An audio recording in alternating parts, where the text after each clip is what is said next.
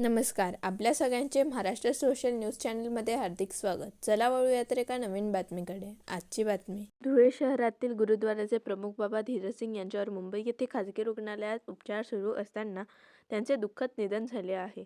गेल्या 5 दिवसांपूर्वी बाबा धीरज सिंग यांच्यावर गुरुद्वारा येथील सेवेकऱ्याने तलवारीने प्राणघातक हल्ला केला होता. त्यात ते गंभीर जखमी झाले होते.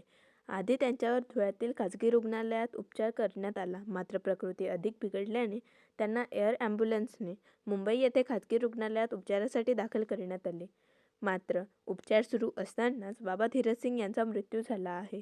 बाबा धीरज सिंग यांच्यावरती धुळ्यातील गुरुद्वारा येथे अंत्यसंस्कार करण्यात येणार आहे.